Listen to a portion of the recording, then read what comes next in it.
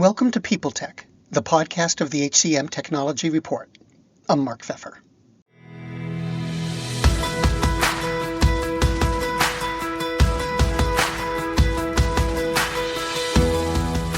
My guest today is Ben Hannawell, Director of People Analytics Research at the ADP Research Institute. They've just launched a report series called Today at Work, and its kickoff edition takes a look at the dynamics and impacts of promotions. There's a lot you may have never thought of about that, and it's part of a broader look at the connection between motivation, commitment, and productivity. We'll do a deep dive on this edition of People Tech. Ben, welcome. It's really great to meet you. I'm looking forward to talking with you. Thank you for being here. Yeah, thanks for having me. Now, if I was reading some of the material that you folks are publishing today, and can you just give me the title again of what it is, the documents? Sure. What we're talking about today is the Today at Work report. It's a quarterly report that we have two editions so far from the past two quarters, and the next one's coming out in September. I guess your listeners will already be able to read it, but when this podcast is released. But what this newest issue is called is The Hidden Truth About Promotions. But before I get to that, let's just talk a little bit about what the Today at Work report is. Is that all right? Yeah. Sure. Yeah. So the motivation behind the Today at Work report is to harness insights from two rich data sources that are rich in different ways. And the first one is a monthly survey, a monthly worker sentiment survey that our people and performance team designed. My colleagues, Dr. Mary Hayes, Francis Chumney, and Jared Northup also analyzes the data that comes out of that survey. And what that survey is, what we do is we interview over 2,500 workers every single month, asking them the same questions, and we've done this for almost a year now. Collected responses from a total of about 52,000 participants, and we ask them questions to try and gauge their engagement in the workplace, the degree to which they feel motivated to bring their best to work. We ask them questions to try and measure their resilience in the workplace, basically whether or not they feel prepared to meet the challenges of the workplace and think that their managers and company leadership are ready to do so, and also their sense of connection with the workplace, whether they feel seen, heard, included in the workplace. And this is based on over a decade of research that is based on I think something like over almost 500,000 responses from people in 29 countries. So it's informed by a long history of research. So we have the survey data there, and then the other source of rich data that the Today at Work report is based on is, of course, ADP's payroll and HR data, which represents, for any given month, about 25 million workers in the United States. And it stretches, it gets bigger than that, because when you think that data is stretched across, say, 7 years, what we really are talking about is like 2 billion months of collective work by people in the United States, at tens of thousands of employers. So these are two very rich data sets, and we want to bring them together to help business leaders, policymakers, HR practitioners, and members of the workforce make informed decisions about the workplace, whether it's workforce management, if you're on the demand side of the labor market, or your place in the workplace. So what you're going to do, where you're going to work if you're a member of the workforce on the supply side. One of the things that the report talked about was that promotions are a good thing. And when I was reading that, I thought, well, yes, everyone I think would say that, but there's more to it than that. There's more to the idea of promotions than that. Could you talk about that? Sure. I mean, promotions are a good thing, and when we think about promotions, we have to think, who are they good for, right? There are different parties involved. We've got the employer, right, And we have the person who just awarded a promotion to someone. We have the person who just was awarded the promotion, and we also have the people that, if we're talking about managerial promotion, we're talking about the people who report up to that person, right? So, you know, promotions are a good thing, but good for whom and when and for what reason, right?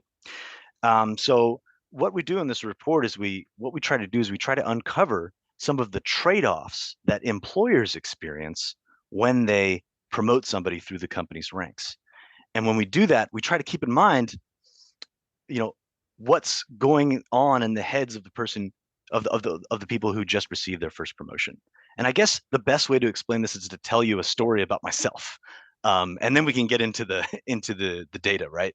So when we were thinking about what to write in this report, what to cover in this report, I was talking with Neela Richardson, the head of ADP Research Institute and ADP's chief economist, and we were talking about the other component of this report, the employment or the employee motivation and commitment index. And we were talking about this, what makes people feel motivated and committed to their employer.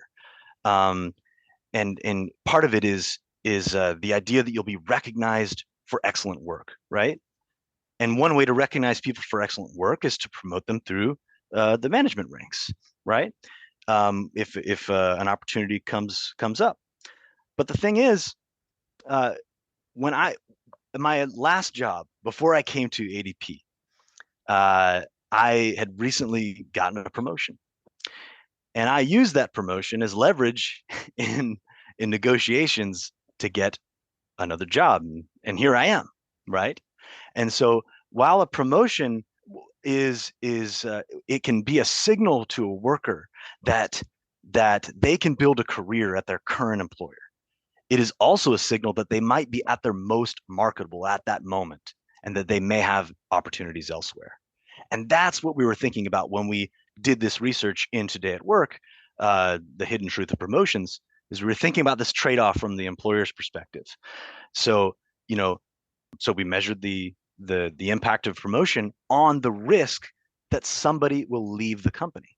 And so if you'd like, we can get into those findings. Do you love news about LinkedIn, Indeed, Google, and just about every other recruitment tech company out there? Hell yeah. I'm Chad. I'm Cheese. We're the Chad and Cheese Podcast. All the latest recruiting news and insights are on our show, dripping in snark and attitude. Subscribe today wherever you listen to your podcasts. We out. Well, I saw that more than a quarter of the people who received their first promotion leave the company within a month. Now, it at first it seemed counterintuitive to me, though. What you just said makes it a little clearer. But could you expand on that? What did you guys decide is going on there?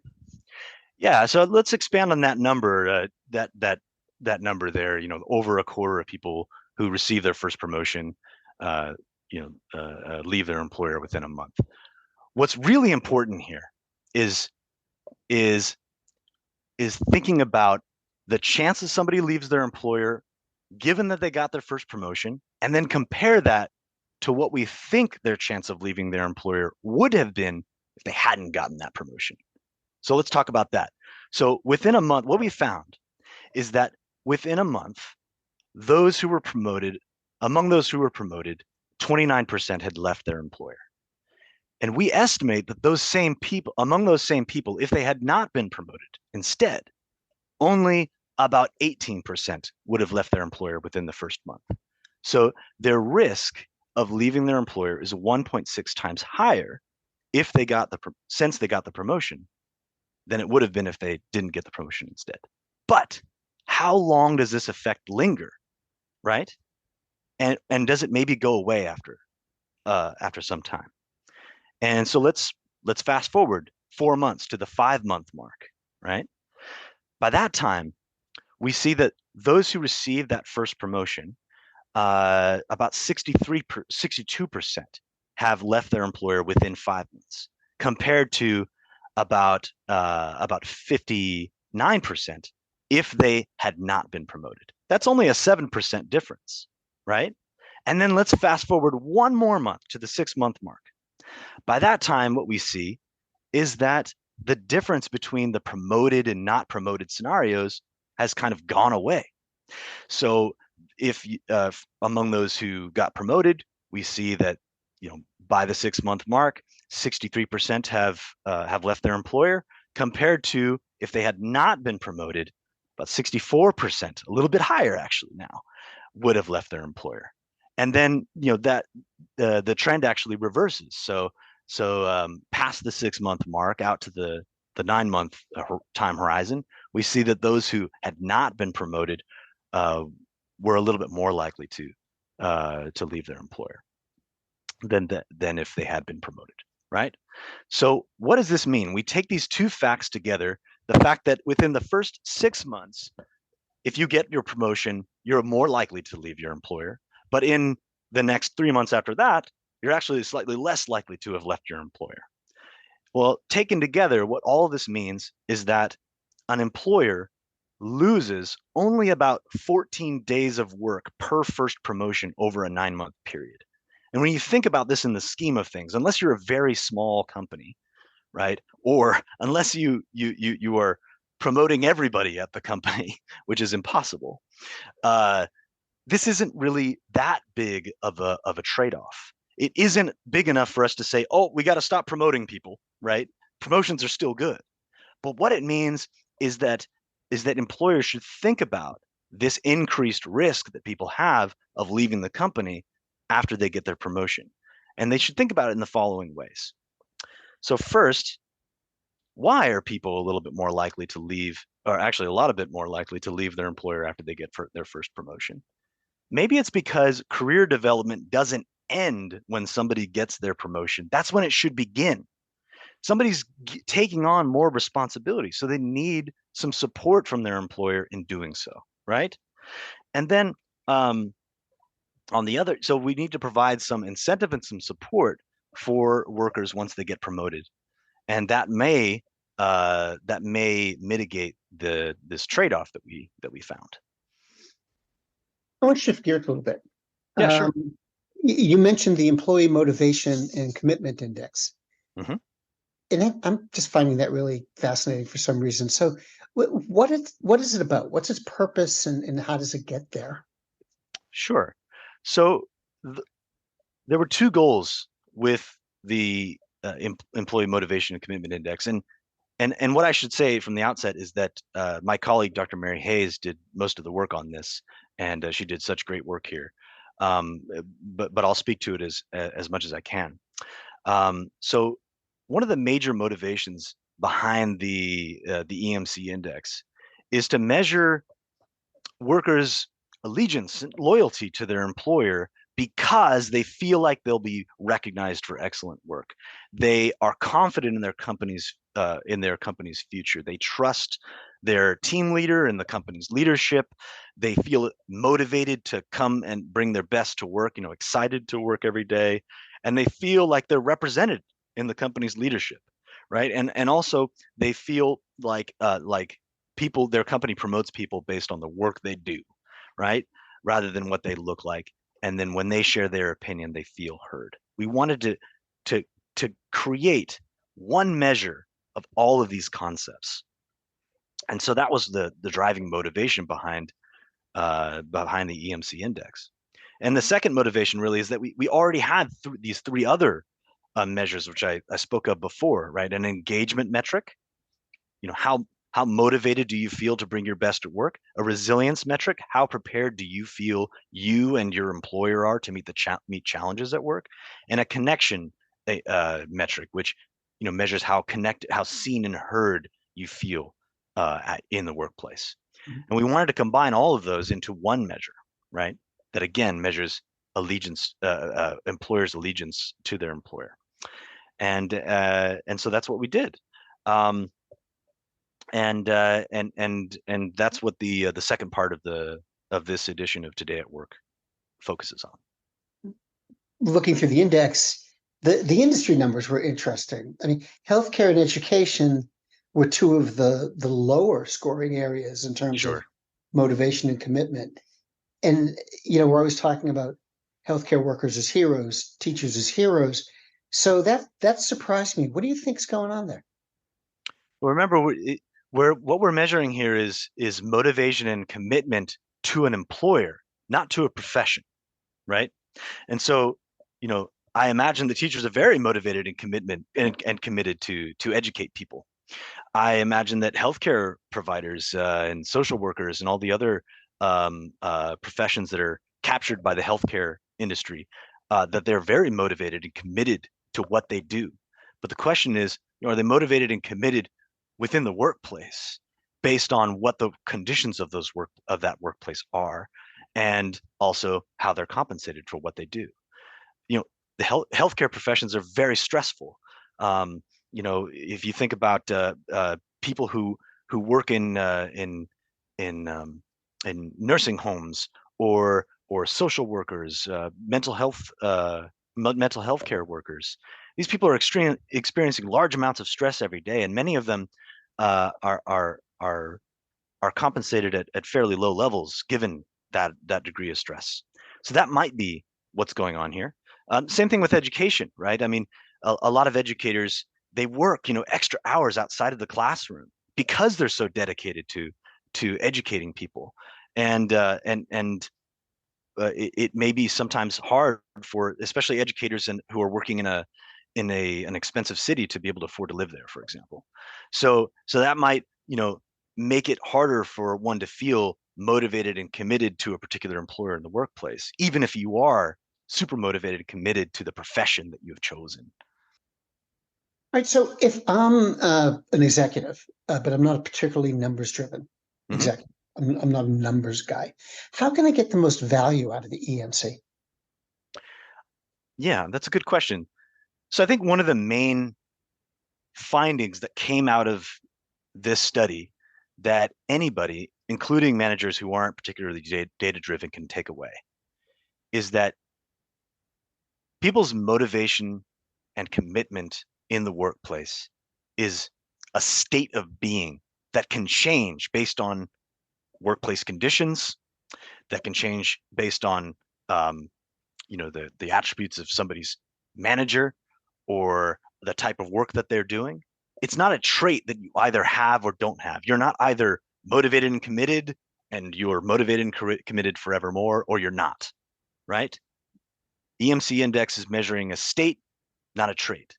And I think that if managers can take that home with them, they can realize that they have the capacity to increase the motivation and commitment that their workers have to them in such a way that might improve retention and also productivity. More generally, though, in the Today at Work report, there are a lot of qualitative insights that emerge. We just talked about how it varies by industry, but we also look at how EMC index varies by how it's related to intent to leave, how it's related to productivity, how it varies by gender. And these qualitative insights, I think that managers, even managers who aren't driven by numbers, I would like to see them to see these managers see how these qualitative insights jive with their personal experience, and then use that to guide their strategies and tactics for workforce management. Ben, thank you so much. It was great to meet you. I appreciate your being here, and I hope we'll talk again. Well, thanks for having me. It's been a good conversation, and I'll see you next time.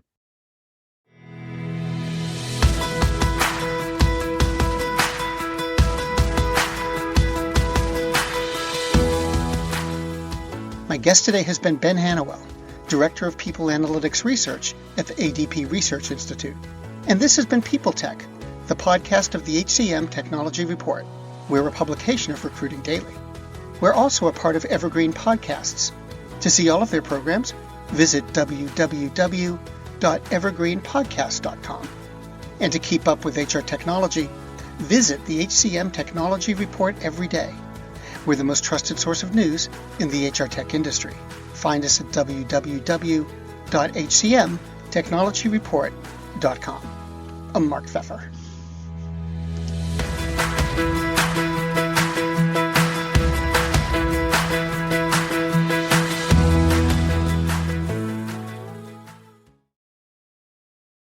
The world's best-known investor and Wall Street expert Warren Buffett once said, "Wall Street is the only place that people ride to in a Rolls-Royce to get advice from those who take the subway."